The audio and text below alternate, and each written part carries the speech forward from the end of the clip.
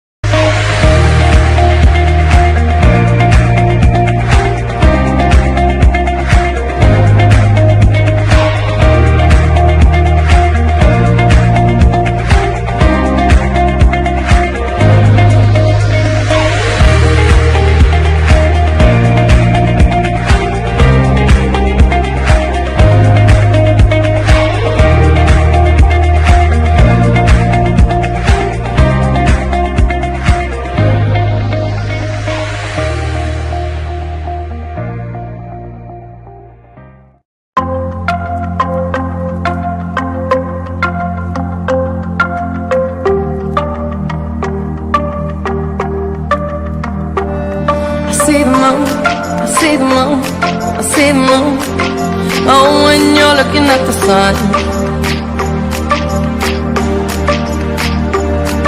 Not a fool, not a fool, not a fool. No, you're not fooling anyone. Oh,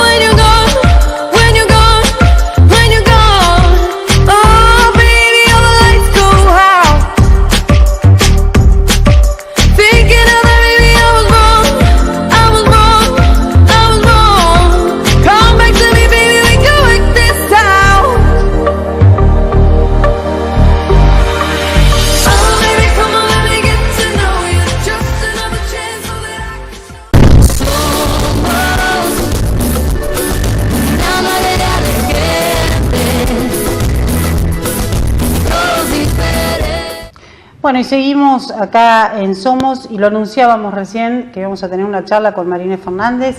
Muy buenas noches, María, ¿cómo estás? Muy bien, Eugenia. Muy bien, buenas noches. Bueno, gracias en principio por estar acá, un placer para nosotros. Por favor, gracias a ustedes. María, lo decíamos, estamos entrando, o ya entramos en un año político donde el escenario va cambiando permanentemente, y pareciera ser que todos los días es algo diferente. Sí, todos los días estamos un poquito peor. Sinceramente es un año electoral, de los que yo recuerdo, pienso que el más agitado o el más movido o el más con sorpresas todos los días. Y sinceramente, si uno mira un poco las variables, creo que todos los días vamos cayendo un poquito, porque yo, por ejemplo, hoy abrí Clarín y la primera etapa decía la industria cayó en el año un 13,4%. Es decir, hablar de industria es hablar de sinónimo de trabajo, es hablar de sinónimo de empleo. Sí. Es decir, cada día las noticias que nos traen ya los distintos medios, ya hablamos ni siquiera de medios oficialistas, no oficialistas, las noticias no son buenas para los argentinos. Es decir, en realidad estamos en un periodo de crisis muy fuerte y bueno, vamos a tener que sobrellevar todo un proceso electoral con esta crisis, porque no creo que la crisis se pueda solucionar ni en 1, ni en 2, ni en 3 meses. Esta es la verdad. Es decir, vamos a tener que acostumbrarnos que todo este proceso electoral se va a dar en el medio de esta crisis. Ahora, María, uno por ahí hace un pantallazo, ¿no? De lo que es, digamos, la política y un poco la historia. Yo escucho esto de la crisis y es real, a uno lo asusta y aparte le genera como una cierta incertidumbre, pero yo tengo como un registro o memoria desde que soy muy chica de escuchar o a mis padres de decir, bueno, esta crisis ya la vamos a pasar. Esta crisis es como si Argentina no pudiera salir, ¿no? Sí, esta crisis eterna, parece como una crisis crónica. Sí, en algunos aspectos puede ser, pero nunca, nunca jamás como en este, donde todos los índices son negativos, porque hemos tenido muchas crisis, y crisis inflacionaria, crisis, pero en es decir, como estamos en este momento, donde no tenemos, es decir, que a mí me digan que hay un índice que es positivo, donde hemos mejorado los argentinos, que me demuestren que hemos mejorado, yo no lo veo. Porque si vemos la inflación, tenemos más inflación, tenemos más pobreza, tenemos más deuda, tenemos menos empleo, es decir, cierran más pymes, todos los servicios públicos valen más, la clase media se está ajustando cada vez más. Es decir, hoy, como que se llama, realmente te sorprende cómo se ha tenido que ir ajustando toda la clase media y cuántos de clase media que se han transformado en pobres. Sí, sí. Que nosotros ¿Cómo ha ido tengamos, modificando el bolsillo aparte? Claro, que nosotros tengamos en el conurbano el 45% de los chicos viviendo en la pobreza, esto es como que se llama la cifra más alta que hemos tenido. Entonces, es cierto que los argentinos hemos vivido crisis, pero nunca una crisis de estas dimensiones. Nunca jamás. Es decir, yo te lo digo como una militante de 40 años. Yo milito desde que empecé a estudiar abogacía en la universidad y realmente lo que hoy veo, es decir, me costó como vos, como argentina, vivir, pero bueno, pasamos el invierno, ¿se acuerdan de esa famosa frase de que pasar el invierno? Y la pasábamos, pero realmente como estamos ahora, sinceramente no. María, y en esta militancia, estos 40 años de política, y en esta perspectiva, en esta visión que tenés vos de la sociedad argentina, ¿cómo ves hoy el lugar de la mujer? Porque a mí me resulta como muy contradictorio, porque por un lado se dice, sí, la mujer ha tenido un avance importante, hemos ganado espacios. A mí hablar de que cada 30 horas muere una mujer por femicidio me da la sensación de una involución o un retroceso espantoso. Mira, por un lado, nosotros hemos ganado algunos espacios, es decir, las dirigentes, las que tienen militancia, y en la legislación se ha ganado algunos espacios como para poder, es decir, está la ley de paridad ahora, que se va a tener que cumplir, es el 50 y el 50, uno y uno, pero indudablemente que cuando una sociedad comienza a denigrarse, se denigra en todo sentido. Comienza a decaer en todo, lo ves en la seguridad, no lo ves solamente que se hacen más pobres. Y las mujeres somos quizás el eslabón más débil de esta sociedad. Es decir, somos realmente un eslabón débil en lo cultural. Culturalmente estamos muy, muy mal. Y a eso sumarle la falta de política pública que hay al respecto, es decir, en todos los ámbitos, ¿no? En el ámbito desde el municipal al nacional, hay falta de poner presupuesto para tener políticas públicas concretas y sumarle lo cultural. Hay una cuestión de que la mujer todavía ocupa ese rol que es menor al varón, que tenés menos jerarquía, que el varón es el fuerte, bueno. Y eso indudablemente hace que tengamos, como que se llama, estos números terribles que nos hablan de los femicidios, es decir, de las violaciones, de los abusos. Sí, del atropello permanente. Un atropello pero que es permanente. Esto que se da, y estas estadísticas que son tan altas, a mí me da la sensación de como que hubo un quiebre. Pasó algo en algún momento, ¿no? Yo escucho, por ejemplo, que las chicas cuando estudian en el colegio, las más chicas, ellos hablan de hacer hincapié en esto que dicen ellas, de cuando es no, es no. Uno tiene la sensación de que el hombre hoy no puede entender ciertas cuestiones. ¿Esto tiene que ver con una cuestión netamente económica, crees vos? No, creo que, es decir, no es que tenga que ver netamente económica. Creo que cuando una sociedad se denigra en todos los aspectos. Es decir, no es, ¿cómo es que se llama? Que bueno, solamente la economía anda mal y la gente mantiene su cultura, sus costumbres. No, se va denigrando, porque los chicos empiezan a desertar en las escuelas, hay mucha mayor deserción, comienzan a abandonar tanto la escuela primaria como la secundaria, la madre como que tiene que salir a trabajar, el padre no tiene trabajo, comienzan las malas costumbres, a esto sumarle el tema de la droga, es decir, se comienza a denigrar una sociedad. Esta es la verdad. Nosotros tenemos una sociedad que no es la sociedad que nosotros vivimos. Yo lo siento así. No es lo que nosotros vivimos. No es decir, esa sociedad que se construía alrededor de una familia, del padre, de la madre, de los hijos, es decir, con otra cultura, es decir, con una cultura del trabajo. Esta es otra sociedad. Y por supuesto que lo económico incide en esto, es decir, cuando una sociedad, cuando una familia se queda sin trabajo, esa familia, ¿cómo es que se llama?, empieza a sufrir atrozmente y por supuesto que la atraviesa en todos los aspectos. Esa falta de trabajo y esa falta de ingresos para que puedan educarse, puedan mantenerse, puedan vivir dignamente, los atraviesa en todo. Y esta es la denigración y el decaimiento que comienza a haber generalmente en una sociedad, que hoy lo vemos y lo vivimos, y no es casualidad que por ejemplo, en la provincia de Buenos Aires, esto salió en una información el domingo, se cometen 100 delitos por hora. Por hora. Entonces, ¿qué quiere decir? Que estamos mal en todos los aspectos. Entonces, esto no es una casualidad. Es decir, cada vez, si esto no mejora, cada vez vamos a estar peor, es la verdad. Y María, ¿qué esperás hoy para la Argentina? Y yo espero cordura en la oposición. Espero que haya cordura, porque estamos como un poco como diríamos sinceramente, ¿no? Yo no lo siento así, lo veo así.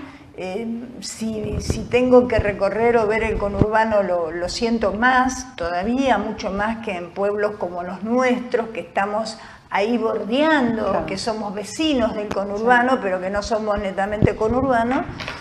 Y creo que estamos como en un poco de entrando en la terapia intensiva. Entonces creo que la oposición es un momento de tener mucha cordura y debería tener por lo menos la grandeza de construir un frente. Sinceramente lo digo desde un espacio que yo ayudé a construir, que es el Frente Renovador. Yo soy peronista de toda la vida, he sido siempre pertenecido al partido. Bueno, las circunstancias hicieron de que comenzara a construir este espacio junto a Sergio Massa. Sergio Massa fue compañero mío en la Cámara de Diputados como diputado provincial y se lo empezó a construir desde el 2011. Hoy lo que yo le digo a todos, es decir, lo mejor que le puede hacer bien al país es que se haga un gran frente opositor donde seamos capaces de consensuar políticas públicas y aplicarlas. Es decir, hablo de un consenso desde, como se llama, cada uno de los partidos que conforman la oposición. Me parece que ese sería el camino que yo veo como para salir a la Argentina. Es decir, con pasos, sin pasos, sí, porque también puede darse un gran frente dentro de unas pasos. Yo no niego a eso. Pero digamos que el objetivo es la unión, ¿no? El objetivo es construir la unidad, sí. Sí, porque me parece que este gobierno ya ha tenido 4 años y si en estos 4 años, o 3 años y 8 meses, o 9 meses, es decir, estamos ahí, 3 años y medio y un poco más, no ha sido capaz de tener reacción y todos los índices son negativos, todos, porque no hay un índice que sea positivo, porque ni siquiera esa construcción de cloacas de las que hablan, ni de la construcción de red de agua corriente son las mismas, exactamente el mismo porcentaje que se hicieron en el gobierno anterior, exactamente lo mismo. ¿Cuántas cloacas se hicieron en Luján? A ver, ¿cuánta agua corriente se hizo en Luján? Nada. En Luján no tenemos nada, no se hizo. Y esto es así en muchos distritos de alrededor. Así que yo creo que la solución es que la oposición se ponga de acuerdo, porque ya no hay confianza en este gobierno. No hay confianza. ¿Y vos creés que va a haber un espacio de unidad? Y puede haberlo. Digamos, teniendo en cuenta que las últimas elecciones yo no el puedo... peronismo no ha logrado. Sí, pero somos espacio de unidad. Es decir, lo que nos ha demostrado esto, es decir, ¿qué nos demuestra? Que la política se construye día a día. La política es una construcción diaria. Porque alguien imaginó, sinceramente lo digo, ¿alguien imaginó que Macri iba a ser capaz de hacer todo esto? ¿Que Macri nos iba a dar como resultado la Argentina que hoy vivimos y tenemos? Nadie. La política se construye día a día. Es decir, posiblemente la unidad que no se dio se pueda dar ahora. ¿Por qué? Porque es necesario. Porque no podemos navegar entre, ¿cómo es que se llama? Es decir, esta es mi opinión, humildemente te estoy hablando como una militante, yo no conduzco ningún espacio en concreto, simplemente lo hablo desde lo que siento, de lo que he vivido y de lo que veo que está pasando. Pero si no lo entendemos así, creo que, ¿cómo es que se llama? Que vamos a ir por mal camino. Igualmente, sinceramente, Eugenia, ¿vamos a saber quiénes son los candidatos el 22 de junio? Sí. No hay otra. Tal cual.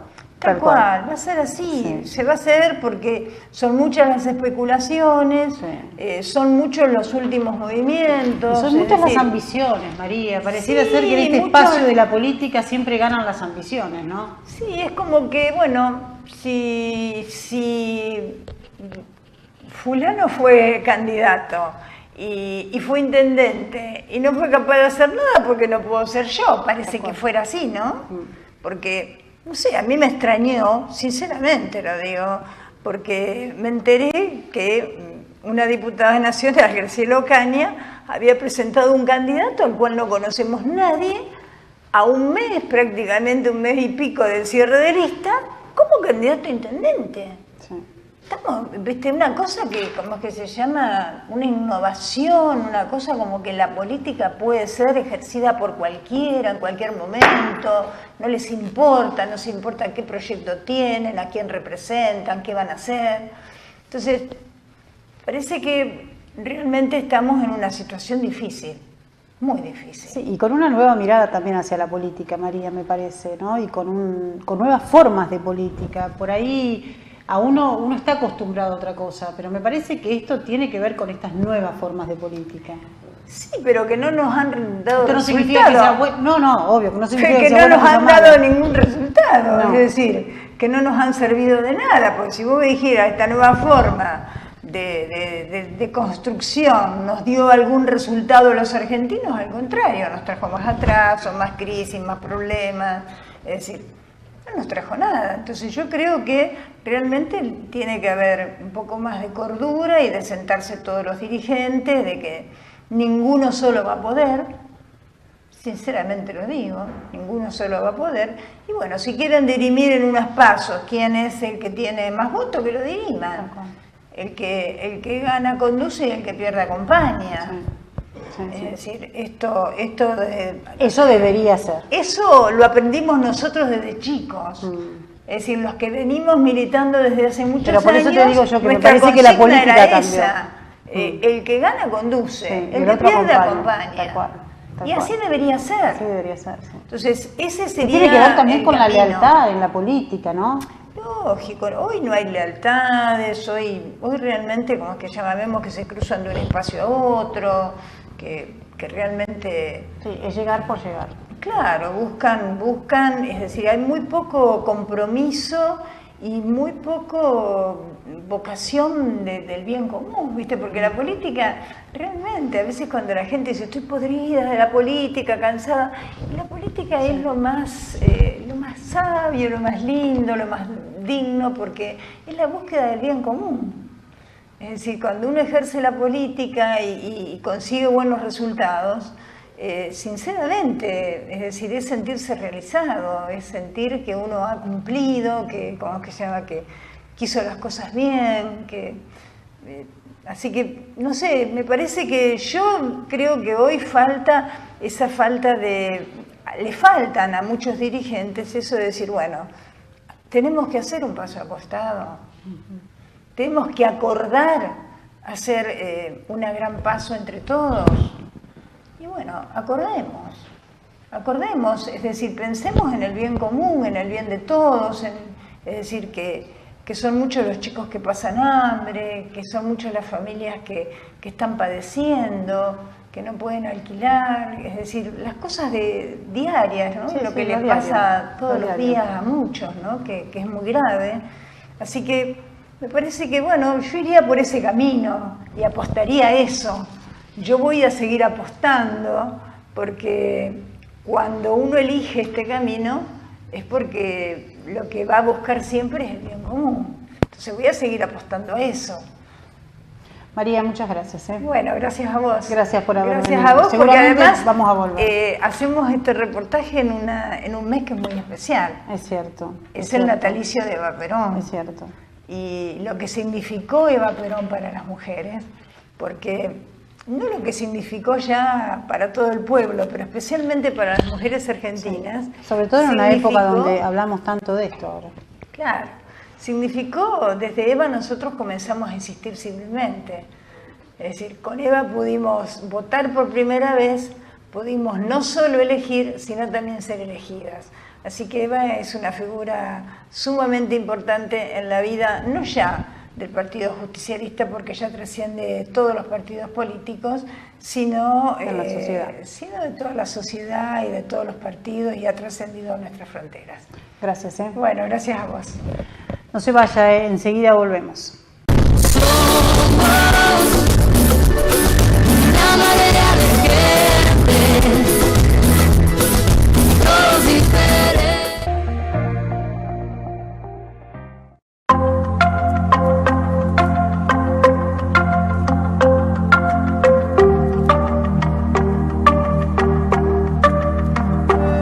I see the moon, I see the moon, I see the moon. Oh, when you're looking at the sun. Not a fool, not a fool, not a fool. No, you're not fooling anyone. Oh, but when you're gone, when you're gone, when you're gone, oh, baby, all the lights go out. Thinking of that, baby, I was wrong, I was wrong, I was wrong. Come back to me, baby, we can work this out. Oh, baby, come on, let me get to know you. Just another chance so that I can.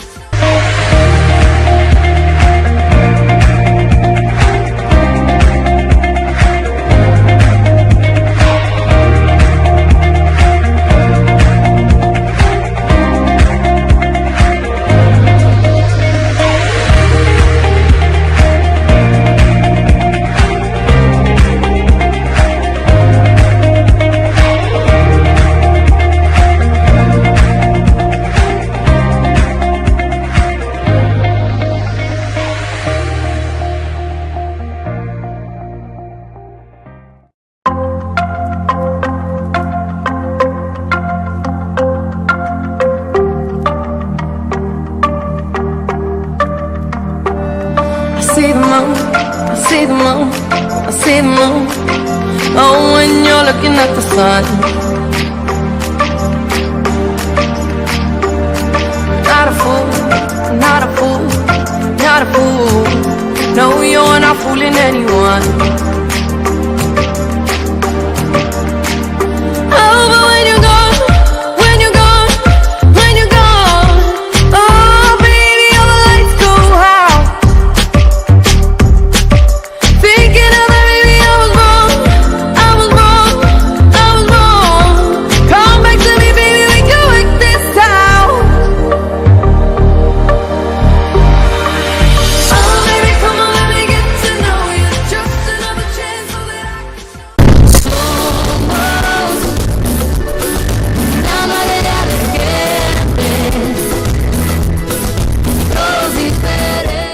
Y ahora sí estamos con Esteban Gómez, el licenciado Esteban Gómez, con él, y vamos a hablar del tema del estrés.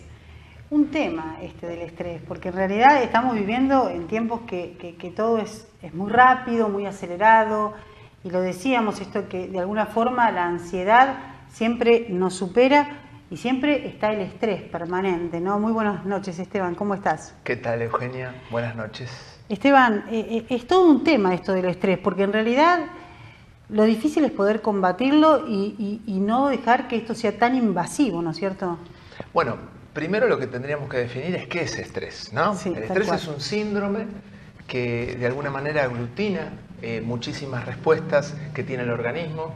Son respuestas naturales, son respuestas orgánicas, antropológicas, que nos preparan básicamente para dos reacciones: la huida o la lucha. Entonces, desde que bajamos de los árboles hace más o menos unos 4 millones de años, venimos sintiendo estrés frente a situaciones del medio ambiente. Hoy, el ser humano moderno aún sigue sintiendo esas sensaciones y esa respuesta orgánica que tienen básicamente que ver con producción de hormonas y producción de preparación del cuerpo físico para determinadas cuestiones, que ya te dije, son dos: la huida o la lucha. La vida moderna hace que nosotros no podamos tener la misma respuesta que teníamos hace 1 millón de años. Claro. No estamos ni con palos y piedras pegándonos, ni arriba del árbol, ni tampoco corriendo porque un orangután hambriento nos persigue, ¿no? Sí. Entonces, bueno, obviamente que el cerebro no entiende estas disquisiciones y manda determinada información, digamos, para que el organismo responda de alguna manera. Claro. Entonces sucede que vos estás a punto de irte y viene tu jefe y te dice: te tenés que quedar 2 horas más porque hay que terminar este trabajo. Esa respuesta que vos quisieras manifestarla, vos la reprimís, Tal vos cual. te la tragás y básicamente, como decía mi nona, te haces mala sangre. Entonces, cuando vos te haces mala sangre, eso está hablando cabalmente que en nuestro torrente sanguíneo empiezan a circular hormonas y toxinas que de alguna manera empiezan a afectarnos de una mala forma a nuestra salud, ¿no? Y ahí Entonces, es cuando nos enfermamos. claro, esa respuesta desmedida, y cuando vos no podés tramitarla de alguna manera, comienza a ser nociva para el organismo. Hoy no hay tigres dientes de sable ni sucesos peligrosos, pero la vida moderna encierra, un poco como hablábamos en el otro bloque, ¿no? Que se hablaba de crisis económica, miedo a perder trabajo, miedo a perder determinadas condiciones socioeconómicas, y entonces eso obviamente que a todos nosotros nos va a afectar de alguna forma, ¿no? Siempre los psicoanalistas tenemos más trabajo, lamentablemente, Claro. cuando más crisis hay, porque la gente empieza a colapsar, ¿no?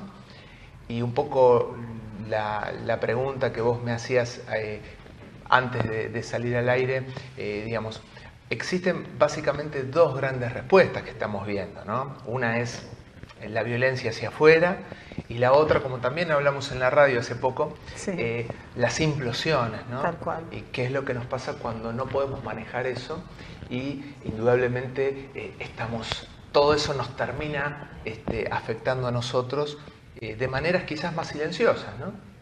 Como puede ser una depresión, como puede ser un estado de ánimo ligado a la tristeza, como pueden ser conductas violentas con los más cercanos, Sí. con tu hijo, con tu hija, con tu esposo. O sea, bueno, ahí viene un poco el gran desafío que tenemos.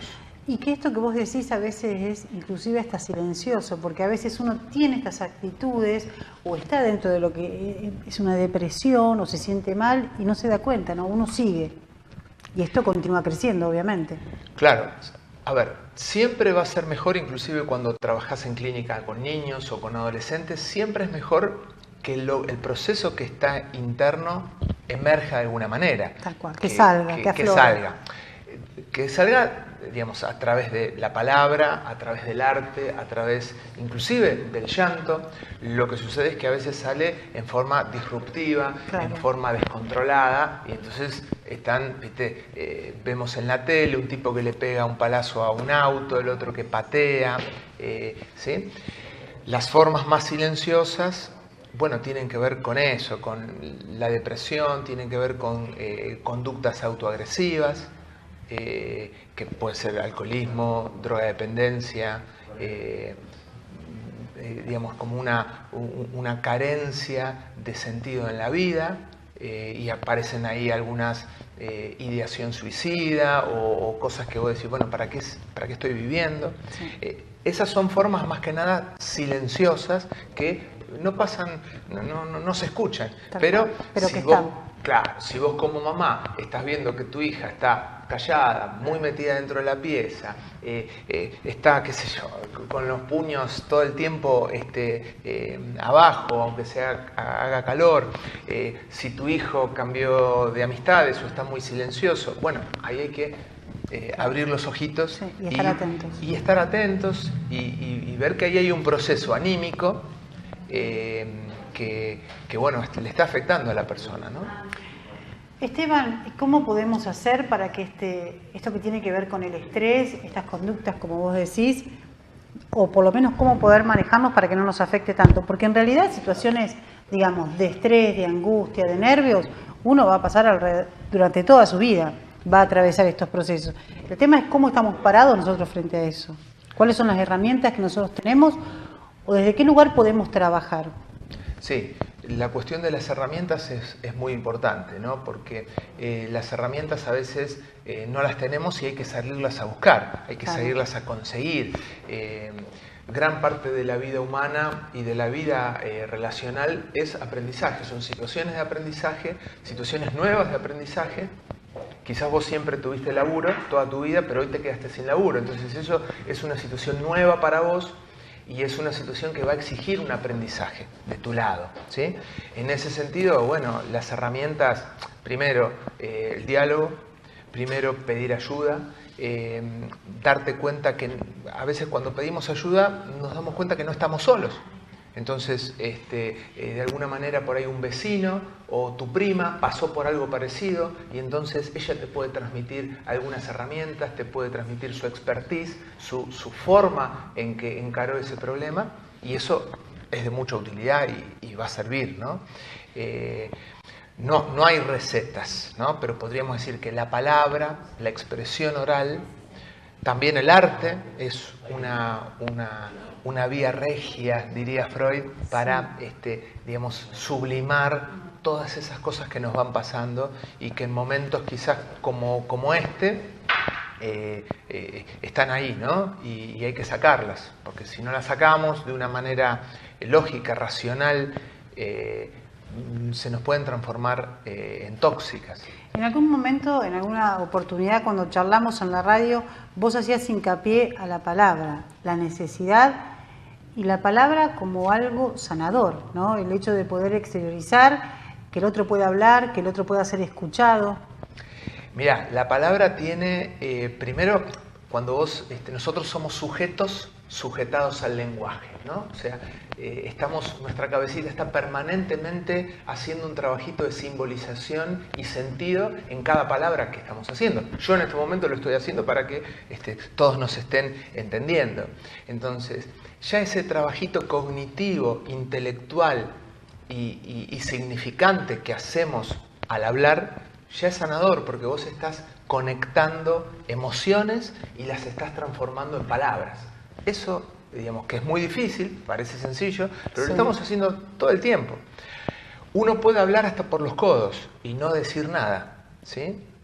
Bueno, lamentablemente eso sucede, ¿no? Sí, a veces sí, escuchamos a gente que habla en televisión y habla y habla y habla y no dice nada. Bueno, obviamente que ese parloteo no es una herramienta significante. La herramienta significante es cuando vos, de alguna manera, abrís tu corazón y lo pones ahí en palabras y entonces el otro empáticamente se conecta con vos, vos podés transmitirle lo que te está pasando, podés escuchar al otro también empáticamente en un momento de crisis, en un momento de carencia quizás material o afectiva o durante un duelo. Pero ese laburito solamente de hablar es maravilloso porque vos estás haciendo un trabajito invisible, Claro. A nivel, digamos, cognitivo y emocional muy, muy fuerte, ¿no? Muy fuerte, y eso ya es sanador de por sí. Hablábamos con la doctora Ana Tribú acerca de la vida saludable. Entonces, decíamos con Ana que también el hecho de la vida saludable a veces son cuestiones que están regidas, pero también existe en nosotros esto de poder elegir hacer una vida saludable. Me da la sensación de que en esto también nosotros podemos elegir evitar ciertas situaciones de estrés, por lo menos teniendo las herramientas para poder enfrentar eso. Sí, mira, hay como un cruce grande de teorías y de formas, ¿no? Mi formación universitaria más ligada, ideológica, más ligada al marxismo, podría decir que no, porque el hombre es sus circunstancias y hay determinaciones significantes y determinaciones socioeconómicas que a veces al ser humano se le hace imposible enfrentar determinadas situaciones. O sea, si vos vivís en un barrio empobrecido, no tenés agua corriente, no tenés luz, hace 40 años que tu calle está de tierra y estás sin laburo, obviamente que yo te venga a hablar del trabajo significante de la palabra y de conectarte con tus emociones, con toda razón vos me vas a tirar el televisor por la cabeza. Esa es una lectura y es una lectura real también, ¿no? Ahora, también hay otra lectura que bueno, cada uno va generando también su propia realidad, ¿no? Hay un concepto que estos últimos años ha estado muy de moda, que es el de la resiliencia. La resiliencia es esa capacidad que tenemos todos los seres humanos para desarrollarnos en ambientes difíciles o en ambientes desfavorables. Todos la tenemos, ¿eh? Entonces, también una persona puede anclarse en una mirada estructural, si querés, en una mirada estructuralista, materialista, dialéctica, de decir, bueno, esto es así, hay determinadas condiciones que van a generar estos efectos sociales, y esos efectos sociales, y bueno, esto es una cadena, formas de producción y reproducción social que, digamos, Marx las explicó hace más de 100 años. Bien, eso por un lado. Pero uno puede salir de esa cadena. ¿Cómo? Y bueno, obviamente, generando como un salto en el capital simbólico. Las asociaciones civiles, a veces, yo he militado muchísimos años en política y he trabajado en villas, y cuando vos podés generar un espacio colectivo, un espacio de encuentro, que puede ser un comedor escolar, un merendero, un grupo de catequesis en una parroquia, ya ahí, clac, se genera, se rompe algo de esa estructura que se venía repitiendo. Algo se mueve. Correcto. Y bueno, y eso te da la esperanza de poder cambiar una realidad, una esperanza de, digamos, no solo cambiar tu propia realidad, sino también la realidad de la gente que te rodea, porque eso es lo lindo y el efecto multiplicador de lo social, ¿sí? Pero bueno, también es cierto que hay determinadas condiciones que bueno, lamentablemente en nuestro país y también en todo el mundo, ¿no? Sí. A veces al poder político no le conviene que determinadas cuestiones se rompan, porque bueno, hay como los romanos tomaron esa idea etrusca de pan y circo, claro, ellos descubrieron que un pueblo hambriento era fácil de dominar, y después con algunos espejitos de colores se puede digamos, domeñar fácilmente. Entonces, es cierto, hay condiciones sociales que se van reproduciendo porque el mismo sistema las va reproduciendo, pero siempre en todo sistema, hay dos autores que trabajan mucho este tema, Deleuze y Guattari, que ellos hablan de respirar en las grietas. O sea, aunque el sistema sea monolítico, aunque vos digas, no, mi realidad, yo laburo 14 horas por día y gano 15.000 pesos, mi realidad es monolítica, es de cemento, no, hay grietas para poder hacer, hay grietas para poder crear. Obviamente, vos tenés que tener la capacidad de poder mirar al costado, asociarte con gente, conectarte con gente que está pasando por las mismas cuestiones, y ahí es una forma muy linda de poder bajar el estrés, ¿sí? Vos sabés que, digamos, en los barrios empobrecidos es donde están los mayores índices de delito, de adicciones y de estrés, y también de enfermedades ligadas al estrés, enfermedades crónicas, enfermedades autoinmunes. ¿Por qué? Y bueno, porque cuando vos vivís mal, tu cabecita y tu corazón está mal, y si tu cabecita y tu corazón está mal, no vas a tener una buena salud, ¿sí? Conectarse con otros, aún desde la pobreza, aún desde lo poquito que puede generarse, bueno, está bueno porque eso te conecta con otros, te hace sentir útil, te hace sentir responsable. Yo lo he visto con mis ojos cuando tenía 20 años y militaba, gente muy humilde, muy entristecida. A los 4 o 5 meses que se conectó con una tarea, ¡pum!, era otro. ¿Sí? Y eso tiene un efecto multiplicador, ¿no? Y esa también es una linda forma de pelearle al estrés que en momentos de crisis como el que estamos viviendo llega. Y también tiene que ver, me parece a mí, Esteban, con aprender un poco a priorizar, ¿no? Y ver a qué cosas le damos tanta importancia. Porque, a ver, hay cuestiones que son simples, que son diarias, que nos generan alegría, que nos alejan del estrés, como el sentarse a tomar mate con un amigo, con el reírse con alguien conocido, con un vínculo sano. Eso es sanador, porque en realidad te aleja de las situaciones de angustia, y por ahí no lo tomamos en cuenta. Bueno, ahí, si querés, vos me estás dando un poquito más de mi parte más política, digamos. A ver, eso es típico de nuestra clase media también, ¿no? A veces nos quejamos y pasa también en el consultorio. Yo lo escucho diariamente y lo escucho en escuelas, cuando laburo con padres y demás. A veces nos quejamos o estamos entristecidos porque no nos pudimos ir de vacaciones, o estamos entristecidos porque no podemos cambiar nuestro celular, o porque nuestra hija nos pide un iPhone y no podemos.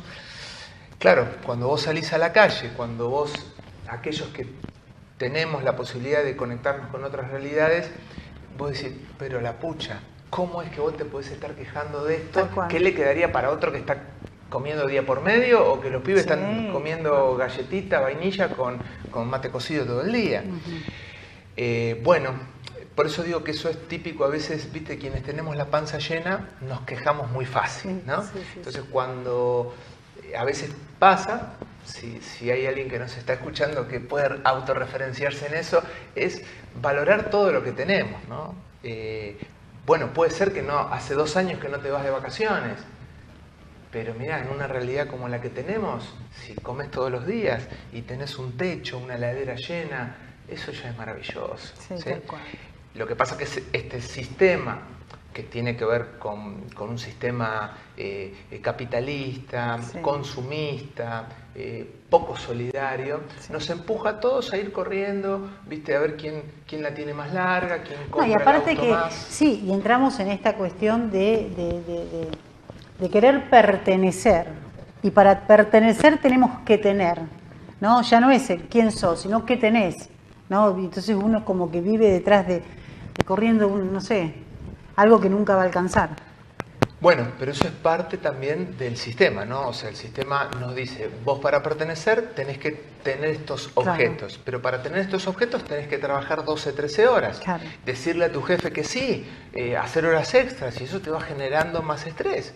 Y a veces no llegás a ese objeto que el sistema nos pone como zanahoria.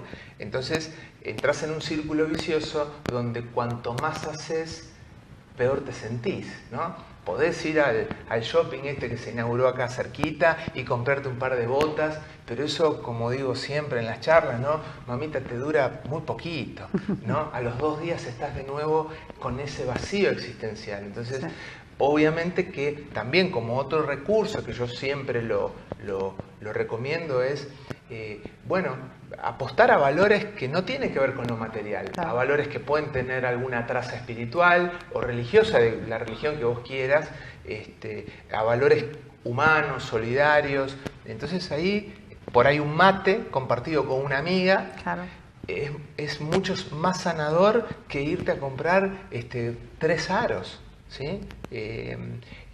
Bueno, eso que parece tan sencillo, parece ser que en estos últimos años es muy difícil, ¿no? Es muy difícil de lograr. Es muy difícil, y bueno, aquellos que van a tener esas herramientas o que están empezando a tener esas herramientas son los que van a sobrevivir, lamentablemente, digamos, porque siempre en toda crisis, digamos, te deja un tendal de personas, digamos, quebradas internamente, que después, ¿no? Yo creo que todavía hay personas que están todavía sanando heridas del 2001. ¿Sí? Entonces, hay familias que nunca más vuelven a ser las mismas. En ese sentido, cuando vos te apoyás en cosas más sólidas, como puede ser la amistad, el amor, tu pareja, la familia, la espiritualidad, la lectura, la solidaridad, bueno, es como que, ¿viste? Te das una linda inyección y te vas inmunizando con todas estas cosas que uno tiene en la vida moderna y que tanto estrés nos van a generar. Esteban, muchísimas gracias. Bueno, muchísimas gracias a vos. Un placer tenerte acá y en la radio. Bueno. Completo. Bueno, muchas gracias a todos también por darnos esta posibilidad de hablar y de ser escuchados. Nosotros nos vamos, nos reencontramos la semana que viene acá en este espacio de Somos. Gracias. Somos